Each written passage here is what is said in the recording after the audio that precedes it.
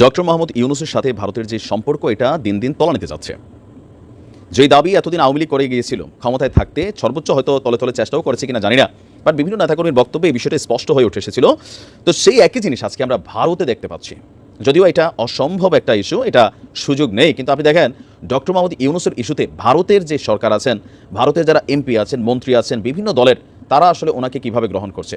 আপনি তাদের বিভিন্ন বক্তব্য যদি শোনেন, সরাসরি তাদের বক্তব্য হচ্ছে ডক্টর মোহাম্মদ ইউনূস মৌলবাদী একটা গোষ্ঠীকে প্রায়োরিটি দিয়ে তিনি তার রাজনীতি করছেন। মানে এখানে মৌলবাদী বলতে যেটা বোঝানো হচ্ছে, গেল 3 মাসে বাংলাদেশের বিভিন্ন ইস্যুতে, ভারতের ইস্যুতে আমাদের যেই মানুষ রাজপথে নামছে, ভারতের ইস্যুতে যারা বক্তব্য দিচ্ছে, ইস্কনের ইস্যুতে যারা বক্তব্য দিচ্ছে, তো অধিকাংশই আলেম ওলামা টাইপের, অথবা ধরেন যারা মাথায় পাগড়ি পরেন অথবা পাঞ্জাবি পরিহিত একটা শ্রেণী। তো তারা বেসিক্যালি এই জিনিসটাকে ফোকাস করছে, কারণ ভারত বিদ্বেষী বক্তব্যে তারা মনে করছে এই সরকারটা আসার পরে হঠাৎ করেই ইতিহাসে গত 53 বছরে আওয়ামী লীগ, বিএনপি বা এরশাদ সরকার ক্ষমতায় ছিল, কখনো এতটা ভারত বিদ্বেষী অবস্থান বাংলাদেশের জনগণের ছিল না যেটা এই মুহূর্তে আছে। তো এই সকল বিষয়কে ফোকাস করে বাংলাদেশ বিরোধিতা এবং খবরের শিরোনামে উঠে আসতে প্রতিযোগিতার খাতায় এবার নাম লিখেছে কলকাতা হাইকোর্টের প্রাক্তন বিচারপতি এবং বিজেপি মানে মোদির দলের সংসদ সদস্য অভিজিৎ বন্দ্যোপাধ্যায়। তিনি বলছেন যে অন্তর্বর্তী সরকারের প্রধান উপদেষ্টা ডক্টর মোহাম্মদ ইউনূসের পাওয়া নোবেল পুরস্কারটাকে বাতিল করতে হবে। মামার বাড়ির আবদার, বাড়ি ছুটিয়ে লাল করে দেবে নোবেল কমিটি। বাট দেখেন আবদারের নমুনা কি। সংসদ অধিবেশন শেষ করে কলকাতা ফিরে বিমানবন্দরে সাংবাদিকদের প্রশ্নের উত্তরে তিনি বলছেন যে বাংলাদেশে অত্যন্ত অন্যায় হচ্ছে। এই যে ইউনূস, ইনি নোবেল পুরস্কার পেয়েছেন শান্তিতে। আমার মনে হয় গত 90 দিন ধরে যেভাবে উনি সরকার চালাচ্ছেন সম্পূর্ণ বেআইনি একটা সরকার, এবং তাদের প্রধানমন্ত্রী এখনো পদত্যাগ করেননি, তিনি যেখানেই থাকুক। দেশটিতে রাতে যেভাবে অন্য ধর্মের উপর আক্রমণ চলছে, তাতে আমি মনে করি নোবেল কমিটির এই মুহূর্তে তার নোবেল পুরস্কারটি ফিরিয়ে নেওয়া উচিত।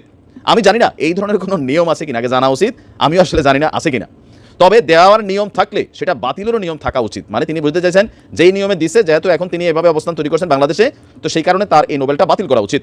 বাংলাদেশের আন্তর্জাতিক পরিস্থিতি নিয়ে সারা পৃথিবী নজর রাখছে দাবি করে তিনি বলছেন এই অসভ্যতা চলতে পারে না কোথাও। তার আরও বক্তব্য, যাকে গ্রেপ্তার করা হলো মানে চিন্ময় দাস, প্রথম দিন তাকে অন্যান্য সাধারণ অপরাধীদের সাথে রাখা হয়েছে। কোনো সভ্য দেশে এরকম হয় বলে আমি শুনিনি। আমাদের এখানে যিনি ইস্কনের আছেন তিনি আশঙ্কা প্রকাশ করছেন তাকে যে কোনো সময় মেরে ফেলা হতে পারে।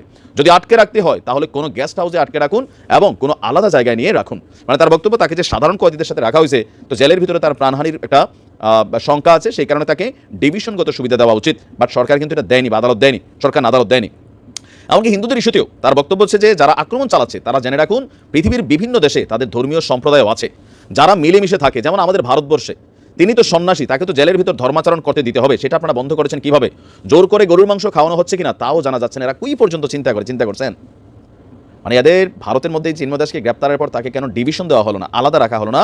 তাদের গণমাধ্যম, তাদের মন্ত্রীরা, তাদের এমপিরা কিন্তু লাগাতার বক্তব্য দিয়ে যাচ্ছেন। ইভেন তাদের মিডিয়াতে যা প্রচারিত হচ্ছে, আমাদের সরকার যখন বলছে এগুলো বাড়াবাড়ি, অতি মিথ্যাচার, তাদের রাষ্ট্রের যেই পররাষ্ট্র মন্ত্রণালয় থেকে ব্রিফিং করে সেখানে বলছে কোনো বাড়াবাড়ি নাই, বাংলাদেশে এগুলোই ঘটতেছে। তো সবকিছু মিলিয়ে ডক্টর মোহাম্মদ ইউনূসের এই সরকারটা এই মুহূর্তে সার্বিক যে পরিস্থিতি আছেন, আইন শৃঙ্খলার অবনতি, এটা তো একদম দৃশ্যত। তো এগুলোর কারণে ভারতীয়রা এই ইস্যুটাতে একটা সুবিধা পাচ্ছে। তবে আমার একটা রহস্যময় অ্যাক্টিভিটিস মনে হয় যে চিন্ময় কৃষ্ণ দাসকে এখন আসলে কেন গ্রেপ্তার করা হলো, আর তার গ্রেপ্তারের ইস্যুতে কেন সারা বাংলাদেশে এভাবে আমাদের সনাতনী জাগরণ মঞ্চের ব্যানারে মানুষ রাজপথে নেমে আসছে, একটা জীবন ঝরে গেল, এরপরে ইস্যুটা কোনো না কোনোভাবে বন্ধ হচ্ছে না। আমাদের সরকারের যিনি পররাষ্ট্র উপদেষ্টা আছেন তৌফিক সাহেব, তিনি ভারতের ইস্যুতে বলছেন ভালো সম্পর্ক আছে। তো ভারত কূটনৈতিকভাবে কোথায় ভালো সম্পর্ক আমাদের সাথে রাখছে? এই বিজেপির যে বক্তব্য আছে এগুলো নিয়ে আমাদের সরকারের কঠোর প্রতিবাদ করা উচিত। কিন্তু ভারতের সাথে পাঙ্গা নিয়ে আমরা কি আসলে টিকা থাকবো? এটা হচ্ছে খুবই বাস্তব একটা আপনাকে ভাবতে হবে। যদি আমরা টিকতেই না পারি তাহলে আমাদের উচিত টেকনিক্যালি ভারতকে হ্যান্ডেল করা, তবে ন্যায্যতা, সমতার ভিত্তিতে, পারস্পরিক সম্মানের ভিত্তিতে। ভালো থাকুন। যারা একটু সচেতন, বুদ্ধিমান অথবা আন্তর্জাতিক অঙ্গনে নিউজগুলো দেখেন অথবা তাদেরকে হালকা পাতলা বিশ্লেষণ করেন, চোখ বন্ধ করে আপনি বলে দিতে পারবেন যে আপনাদের খেয়াল থাকার কথা যে কলেমার মধ্যে, কালো পতাকার মধ্যে কালেমা লিখা একটা গ্রুপ আছে না আমাদের, ইসলামিক নামধারী। এই গ্রুপটা যেটাকে আইএসএস বলা হয়, তো এই গ্রুপটার আসলে বাবা মা, তাদের পরিচালক, তাদের অর্থনীতি, তাদের অস্ত্রের যোগান, সকল কিছু আসলে কে দিয়ে থাকে? তথ্য অনুযায়ী এই কাজগুলো করে ইসরায়েল এবং আমেরিকা বা পশ্চিমা শক্তিগুলো। মধ্যপ্রাচ্যকে নিয়ন্ত্রণে রাখতে তারা প্রতি দেশেই তাদের একটা টিম বি, টিম সি তৈরি করে রাখে। এই team B, team C basically ওই দেশেরই নাগরিক হয়, যাদেরকে দিয়া অন্য টিমগুলোর সাথে লড়াই বাধায়। এবং তাদের যখন মনে হয় যে এখানে আমাদের যাওয়া দরকার, একটা অভিযান চালানো দরকার, সন্ত্রাসীকে দমনের উদ্দেশ্যে একটা অভিযান তারা চালানোর একটা লাইসেন্সও কিন্তু নিয়ে রাখছে। আর এই বিষয়গুলো অবজার্ভ করছে কে? এই মুহূর্তে রাশিয়া। রাশিয়া বলছে, আপনারা জানেন যে দামেস্কে একটা বড় ধরনের ঘটনা ঘটেছে, সিরিয়াতে একটা বড় ধরনের ঘটনা ঘটছে যে সেনাবাহিনীর উপরে উগ্রপন্থীরা একটা টিম হামলা করে প্রায় 100-র কাছাকাছি সেনা অফিসারকে তারা নিহত করেছে এবং সেখানে অনেক মানুষ কিন্তু আহত হয়েছে। খুবই চাঞ্চল্যকর আজকে গতকালকে রাত্রে এই ঘটনাটা। তো এই ঘটনায় আসলে কারা জড়িত? রাশিয়া বলছে দামেস্ক বিরোধী গেরিলা এবং তাকফিরি নামক যে গোষ্ঠীগুলো আছে তারা বেসিক্যালি আমেরিকা এবং ব্রিটেনের বি বা সি টিম। এরা আপনার পশ্চিমা শক্তিগুলো তাদেরকে নিয়ে সিরিয়ার মধ্যে খেলছে। এক সরকারের বিরুদ্ধে তাদেরকে তৈরি করছে, এক বিপরীত দলের বিরুদ্ধে তাদেরকে তৈরি করে রেখেছে, অর্থনৈতিকভাবে সহযোগিতা করছে, মেশিনারি সাপ্লাই দিচ্ছে। গতকালকে রাজধানী মস্কোয় রাশিয়ার পররাষ্ট্র মন্ত্রণালয়ের মুখপাত্র মারিয়া জাখারোভা বলছেন যে আমেরিকা, ব্রিটেন এবং আরও পশ্চিমা কয়েকটি দেশ সন্ত্রাসী গোষ্ঠীগুলোর মাধ্যমে সিরিয়ায় গোলযোগ ছড়িয়ে দিচ্ছে।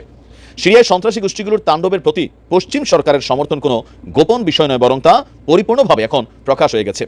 পুতিন বলছে রাষ্ট্র হিসেবে সিরিয়ার সার্বভৌমত্ব এবং স্বাধীনতাকে বহু বছর ধরে পশ্চিমা শক্তিগুলো আপনার পছন্দ করছে না, আর যার কারণে সেখানে নানান ধরনের কর্মকাণ্ড চালাচ্ছে। এসব দেশ আপনার পুতিনের বক্তব্য আন্তর্জাতিক শক্তি এবং নিরাপত্তার বিরুদ্ধে কাজ করছে এবং তারা সিরিয়াকে বেছে নিয়েছে এখন নতুন একটা প্লেয়িং ফিল্ড বা খেলার মাঠ হিসাবে।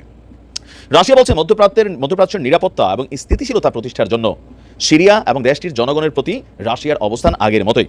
গেল কয়েকদিন ধরে সিরিয়ার উত্তর পশ্চিমাঞ্চলীয় ইদলিব এবং আলেপ্পা প্রদেশে উগ্র তাকফিরি গোষ্ঠী এবং দামেস্ক বিরোধী গেরিলা গোষ্ঠী সরকারি সেনাবাহিনীর উপর কিন্তু হামলা চালিয়েছে এবং বেশ কয়েকটি শহর গ্রাম তারা শেষ করে দিয়েছে। এরপর সিরিয়ার সামরিক বাহিনী এবং রাশিয়া যৌথভাবে কিন্তু এই গোষ্ঠীগুলোর বিরুদ্ধে বিমান অভিযান চালিয়েছে। ইভেন তাদের যে আস্তানা আছে সেই আস্তানাগুলোকে গুড়িয়ে দিয়েছে এবং তাদেরকে সেখান থেকে বিতাড়িত করেছে।